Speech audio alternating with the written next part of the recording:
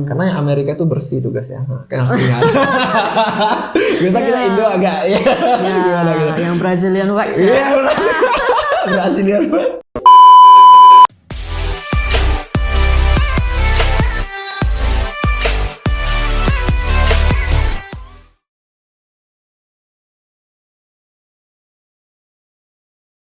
Hai, welcome back to Dogmapedia. Bersama saya Dasanatur. Hari ini kita akan kedatangan seorang expert, seorang spesialis di bidang kulit dan kelamin. Halo, nama saya Dr. Kristia Iskandar, spesialis kulit dan kelamin. Saat ini saya bekerja di Rumah Sakit Mitra Medica Premier. Nah, hari ini kita akan menjawab Dogmapedia Challenge yang sudah kalian request nih guys.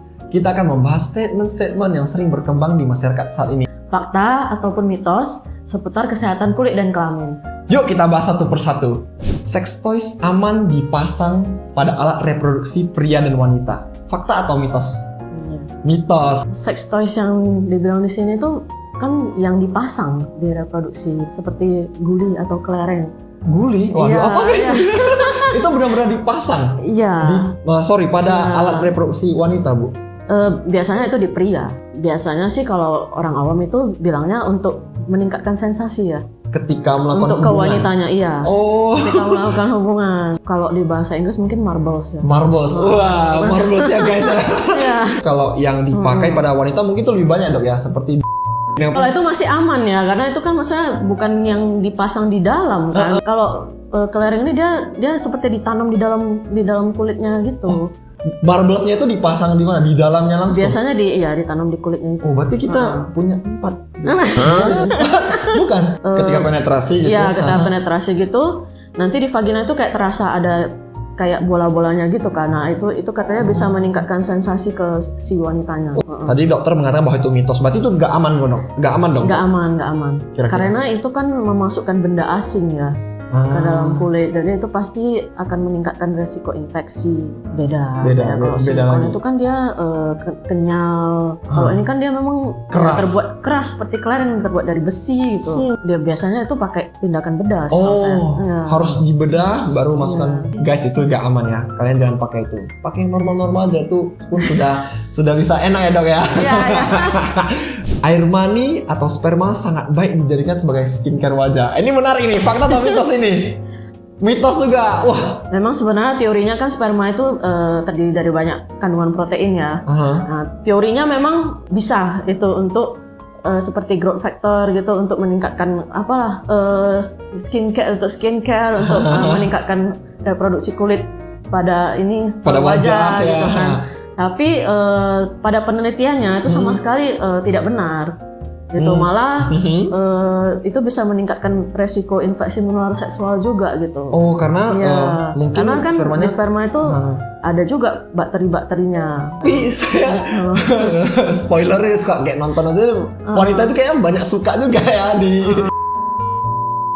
Nggak dianjurkan kalau dari kedokteran ya. Secara ilmiah pun tidak bisa dibuktikan dia ada manfaat gitu.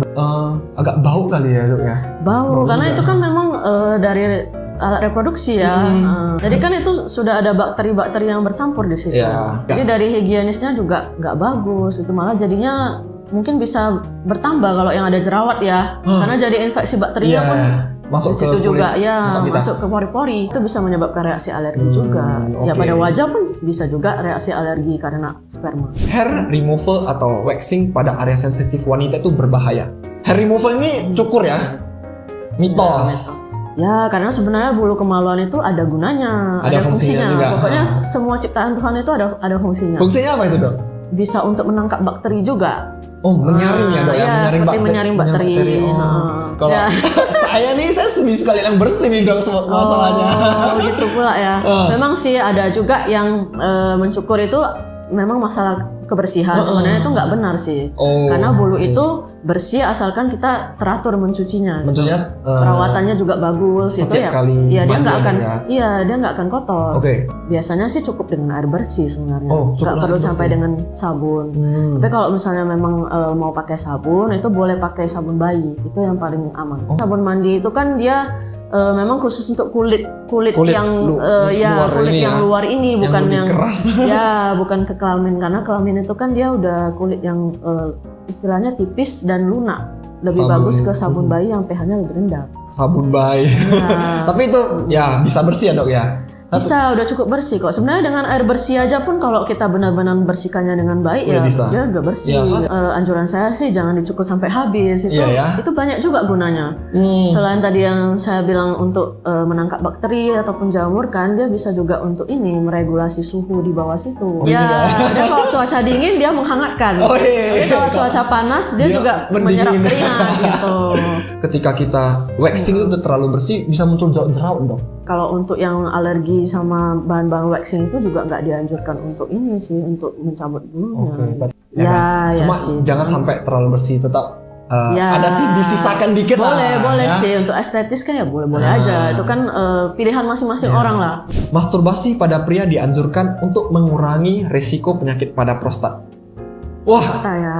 Ya memang dianjurkan itu. Pada pria ini sebaiknya dia 3 hari sekali itu memang mengeluarkan. Iya, mengeluarkan. Berarti aku nggak dosa sih seminggu sekali. Iya. Jadi sebenarnya kalau masturbasinya ini dilakukan dengan sehat ya, maksudnya tidak gonta-ganti pasangan gitu atau sendiri dok? Ya sendiri lah. Tapi ada juga kan masturbasi yang dibantu orang lain kan. Bantuan tangan orang lain guys.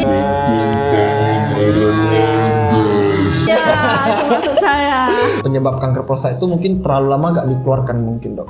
Sebenarnya penyebabnya sih bukan itu aja ya, tapi itu salah satu lah pemicunya juga. Dapat bisa mengurangi risiko. Dia lama-lama bisa penumpukan, itu bisa infeksi bakteri juga. Dan infeksi menular seksual yang lainnya jadi lebih mudah untuk masuk. Gitu.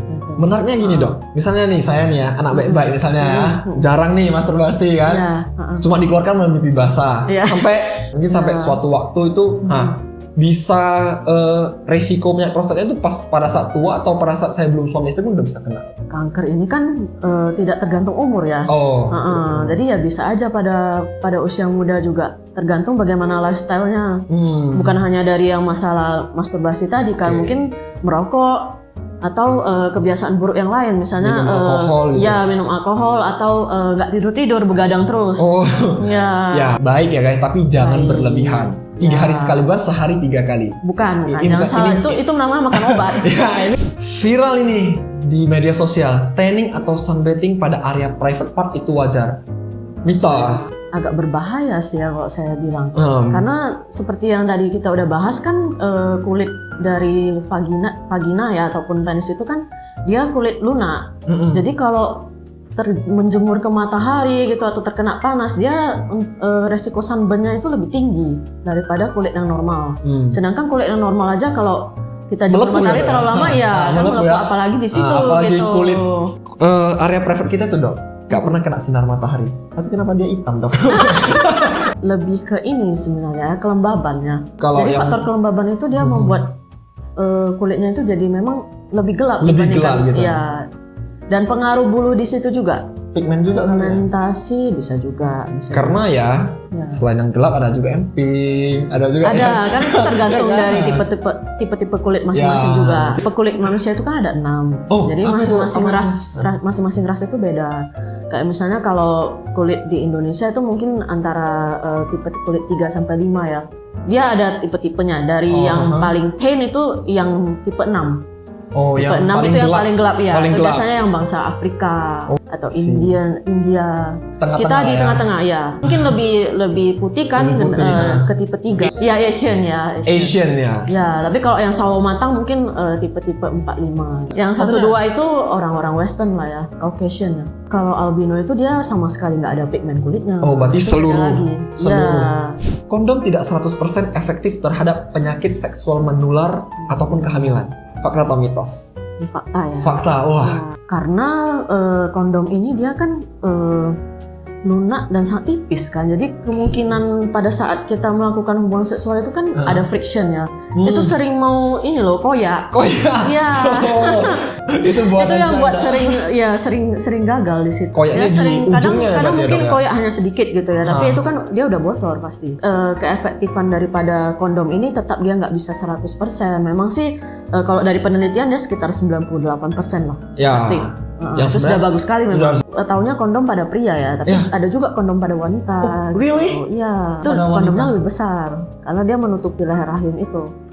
Oh, berarti dimasukkan ke dalam dok? Ya, dan lebih susah untuk lebih susah treatmentnya nih guys. Itu perlu lebih mahal harganya. Wah, beli 10.000 aja satu kotak. Penggunaannya mungkin jarang. Saya juga baru dengar. Lebih memilih ke laki-laki yang menggunakan karena lebih mudah masuk karena tinggal bungkus aja kan. Iya betul. Dia benar-benar seperti kondom pada laki-laki, cuman ukurannya lebih besar dan cara memasukkannya itu ya naturally manual gitu ya. Ya lebih butuh inilah keahlian mungkin ya, harus lebih terbiasa untuk masukkan sampai ke dalam. Namanya diafragma. Ya, itu kondom khusus untuk wanita. Bahannya sama, karetnya hampir sama, cuman dia bahannya lebih tebal daripada kondom pada laki-laki. Tapi jauh lebih baik pakai kondom daripada tidak. Anal seks pada suami istri tidak dianjurkan. Ya, ini fakta. Anal seks ini kan dia dari dubur ya. Dari daerah dubur itu sepertinya sudah tidak sesuai dengan aturan atau tidak sesuai dengan kodratnya gitu loh. Karena penis itu seharusnya itu kan dimasukkan ke vagina yang memang dia bisa merenggang. Lebih elastis gitu. Ya, lebih elastis yang memang diciptakan untuk itu gitu loh. Sedangkan kan dubur ini hanya untuk mengeluarkan feses gitu. Pasti ada lecet, ada trauma di situ. Nah, memang dari pasien-pasien yang selama ini saya tangani juga katanya ada sensasi tersendiri kan di daerah situ. Karena lubangnya itu kecil gitu kan, lebih kecil daripada vagina, jadi kayak lebih rasanya ketat, benar-benar ketat gitu. Dari trauma-trauma lecet-lecet itulah masuk sexually transmitted disease itu semua dari sana, infeksi saluran seksual. Ya, jangan ganti-ganti tempat gitu intinya. Jangan ganti-ganti tempat. Jadi itu sangat tidak dianjurkan ya guys, karena itu sangat berbahaya. Mungkin itu tadi ya, tetap pakai kondom. Itu cuman ya tidak 100% juga tidak 100% karena itu kan traumanya lebih besar di anal itu. Jadi kemungkinan untuk kondomnya koyak ya lebih besar lagi. Hobi cycling bersepeda meningkatkan risiko impotensi. Ini mitos ya. Mitos. Bukan hanya risiko impotensi, ini juga ada risiko kepada wanita dok. Bisa pecah selaput darah. Benar. Jadi sebenarnya itu semua mitos sih. Kalau kita posisinya memang nggak benar waktu bersepeda ya memang bisa aja koyak ya kan. Himen. Itu namanya himen kalau dari selaput darah itu. Nah, bagaimana hubungan dengan risiko impotensi? Itu semua nggak benar sih. Berarti nggak ada. Sekarang bukti ilmiahnya nggak ada. Kalau posisinya nggak benar memang bisa. Itu mungkin pada sebagian orang, nggak semua juga itu selaput darahnya bisa koyak karena ini mungkin pengetahuan tambahan juga buat viewers ya. Selaput darah masing-masing wanita itu kan beda-beda ketebalannya. Yes, tergantung. Ya, jadi ada yang memang selaput darahnya itu kuat. Mau kayak manapun dia jatuh, trauma kayak manapun dia nggak robek. Tapi ada yang dia cuma jatuh aja agak terbuka kakinya gitu, dia udah koyak. Untuk yang impotensi juga mitos ya, kecuali posisinya nggak benar. Atau jatuh atau mungkin jatuh itu bisa ya dok ya, impotensi. Misalnya kan sepeda kan ada tuh besinya. Kalau kita jatuh kena itu kalau traumanya terlalu berat ya bisa. Itu yang dokter maksud dengan trauma ya dok ya, benturan tersebut ya. Bukan karena cycling itu sendiri sih enggak. Operasi selaput darah dapat membuat seorang wanita perawan lagi. Wah, ini fakta atau mitos? Ya benar. Ini fakta. Itu kan seperti dia menambahkan lagi selaput darah yang baru. Baru. Tapi dengan yang prostetik. Buatan punya dok. Itu pun jadi membuat vagina itu jadi lebih ketat dia. Iya, jadi seperti orang bilang perawan kembali gitu. Ya benar. Terutama dokter-dokter kandungan ya yang melakukan itu. Berarti yang melakukan dokter lebih ke dokter kandungan sebenarnya, bukan ke dokter yang spesialis kulit dan kelamin. Oral seks meningkatkan risiko penyakit kulit dan kelamin. Fakta atau mitos dok? Ini juga fakta. Padahal ini salah satu foreplay paling menarik nih dok. Iya. Pada awalnya memang oral seks ini kan dibilang di penelitian itu malah bisa mengurangi infeksi menular seksual. Tapi ternyata belakangan ini kan trennya memang orang juga mulai banyak ya melakukan oral seks. Jadi dimulai lagi lebih banyak penelitian tentang ini dan ternyata tidak gitu. Tetap aja sama persentase kasusnya itu dengan seks yang biasa gitu. Bahkan meningkatkan resiko. Iya, bahkan lebih banyak gitu kan. Kanker mulut bisa dibilang seperti itu. Iya benar. Dan herpes di mulut biasanya kan. Herpes itu kan bisa juga di mulut. Terus herpes itu biasanya ditularkan dari virus herpes.